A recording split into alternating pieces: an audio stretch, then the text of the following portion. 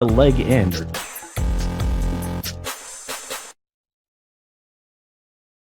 I did indeed call someone a leg end. And who is not a leg end is Rachel Zegler and Snow White. So let's just talk about the numbers, just pure numbers. And I guess the after effects. That's a program, isn't it? The aftermath of this is bombed. Like, it's a huge bomb. This movie will lose somewhere in the because Minecraft movie, as we just said, is coming out this weekend. This movie will now lose somewhere in the region, no word of a lie, bare minimum $150 million. That's bare minimum. It's likely to be much more than that, Much more.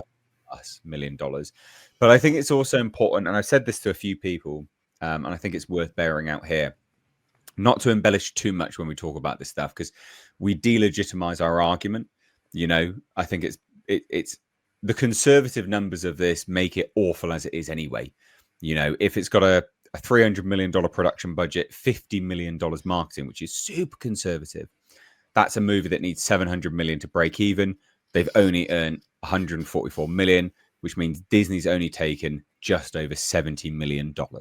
So if you're looking at it from that perspective, I mean, it's losing $200+ million.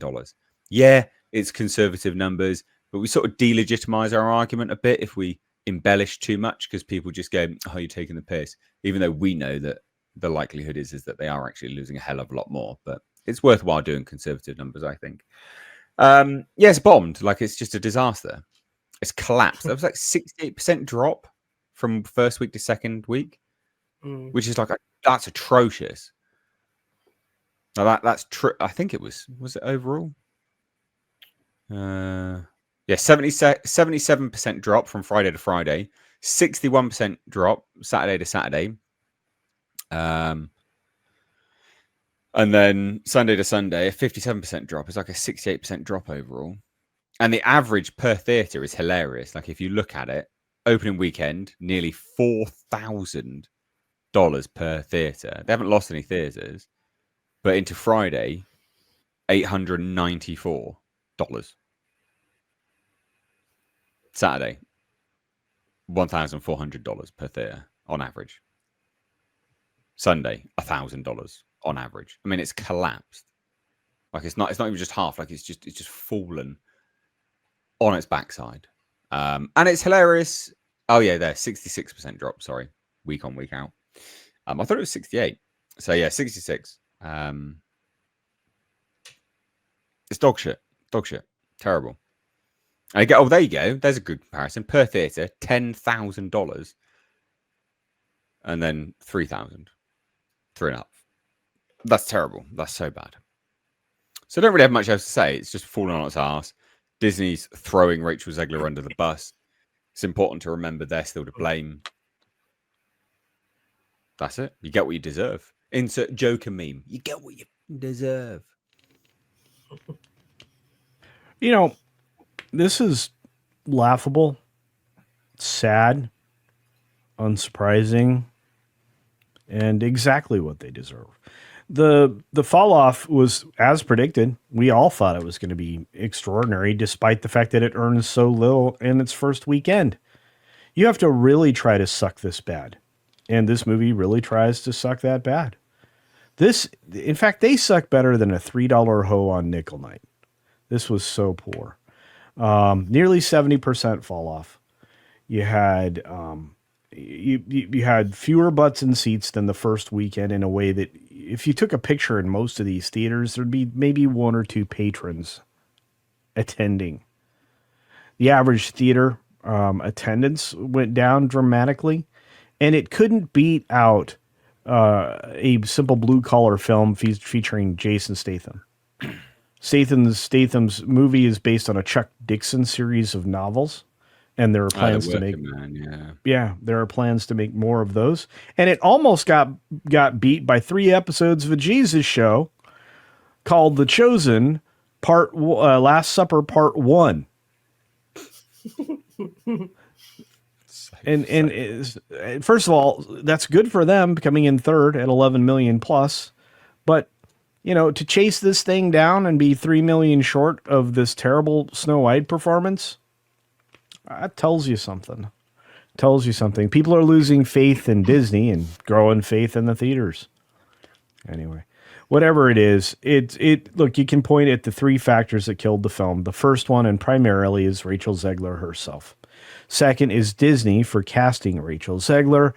And third was allowing Greta Gerwig to write the first draft and basically the thing they stuck by through all other 6 writers and make it a communist film. An advertisement for socialism and the bloodless coup that's supposed to, bring you to utopia, which this didn't do anyway. So all I know is at the end of the movie, the only happy thing, or happy ending, was the Diddy White Party, and that was it. And that's only for some people that are elites. I'm just saying. Yeah, it was a white party at the end, wasn't it? Yeah. Weirdly. Yeah. Yeah. What was that about?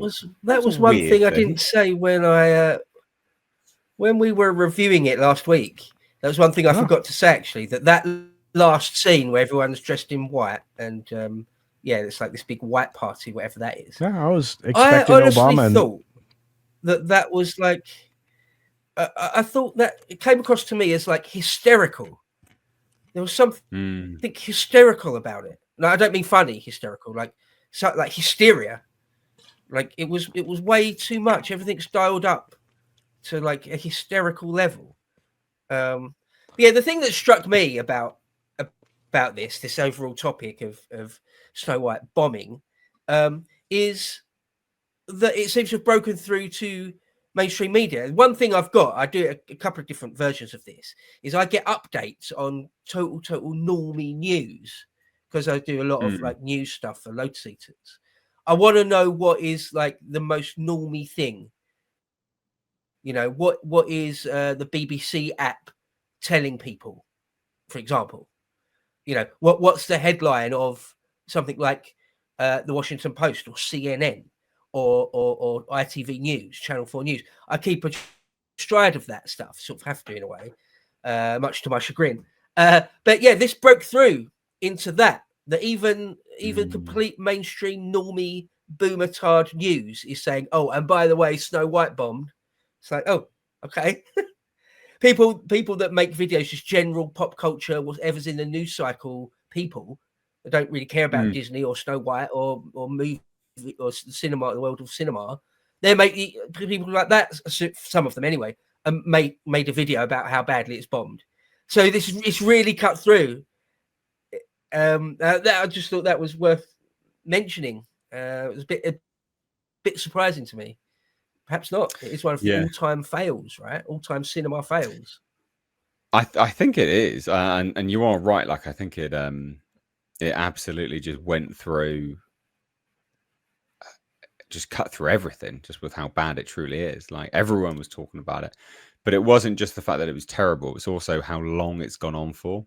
And it's been in the works for years. Yeah, right, yeah. It's been years of nonsense from Rachel Zegler. So it's not a surprise that it would eventually get there, Well, she spent 3 lovely summers in London. Yeah. Absolute douche. Got a question about this, a comment from Neil Price over on PayPal. He does PayPal comments. Does Neil Price? That's awesome. What a legend. No, he is. He's a legend. Awesome. He bought 2 of my t-shirts today. Says Snow White had less views than Human Centipede 2. Look it up. I mean, that's bad, isn't it? I actually don't want to look that up. Okay, I will take your word for it. Yeah. I believe you. That's so funny. There's enough stuff floating around in the world. Funny. Jeez. I can believe that. That's bad. Did you see Zegler? Did you see her posting? I don't know where it was, on Instagram or God knows what it was, but posting somewhere a little bit to camera on her social media. Yeah, on Bookface, on that Bookface, that Mark Zuckerberg's Bookface. And she's just doing a little bit to camera on her phone or something, just sort of a bit teary-eyed, basically saying, I only saw about 15-second clip of it, but saying you can't beat me, I'll still win, and people are going to queue up around the block to see me in things. So believe it or not, tears. It's like that was an old video. She's been doing this shit for years. That was an old video about something completely unrelated. Yeah. Oh, what I saw. Oh, okay. I'll stand corrected. No, you're fine. It's a worthwhile point because it goes to show just how mental this chick is. Because she's always been like it. She's always been doing this stuff. That was years ago. She said that. Yeah. Nobody. And look, everybody finds the clip of her freaking out and being weird, and everybody reposts it. But there's a reason for it, because she reposts dumb stuff all the time. That's why they got our professional social media guru. Disney hired for her a social media guru. Yeah, and so I'm thinking, hey, I'm telling you right now, that person probably doesn't work for her anymore. And I think she's on her own. I think Disney kind of cut bait there because they allowed the trades to actually go after her. I mean, they tried to go after Gal Gadot for being the problem of the film. That didn't stick, so they immediately turned their cannons on Zegler. So all of the mouthpieces are like, yeah, well, for all of Zegler's controversies, but all of them, maybe recount all of them. There's a lot of them. Yeah. So we've got some other super chats about this as well.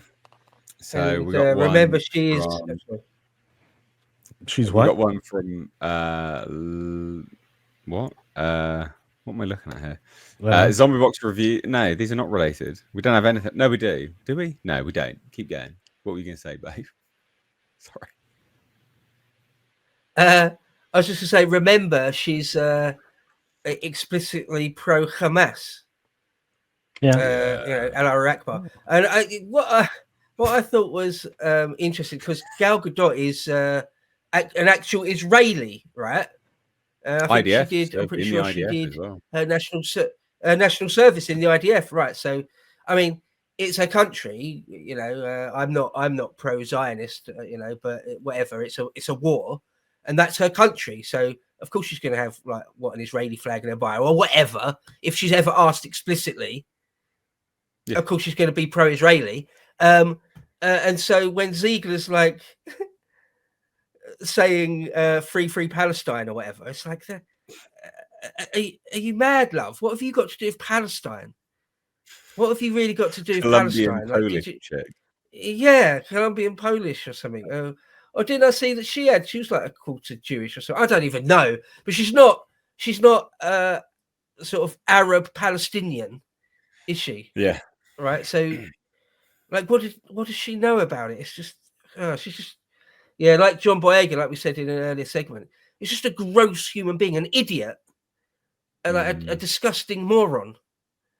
That's what she is, right? Well, a child as well, a narcissistic child. Yeah. Not interested in anything she's got to say. And like Boyega, I hope her career really does die. It's great to see that, as Culture said, you can only infer, or it just does seem to be the case, that Disney have stopped defending her. I mean, what a fail that is when your overlords, your bosses, have to put an adult in charge of what you post, at least for a while. Like, that's so embarrassing.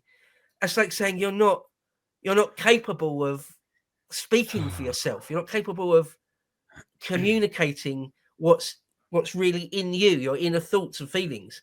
That's too toxic. So we're going to put someone in charge of it for you. It's embarrassing. It's like having to wear adult diapers or something. It's like well, not quite like that. It's a weird analogy, but still, it's just you're failing. You're failing in your job to be a normal grown-up, right? You failed. So yeah. God, I hate her. I hope I never have to see her ever again. Brilliant. All right, let's move on from this now.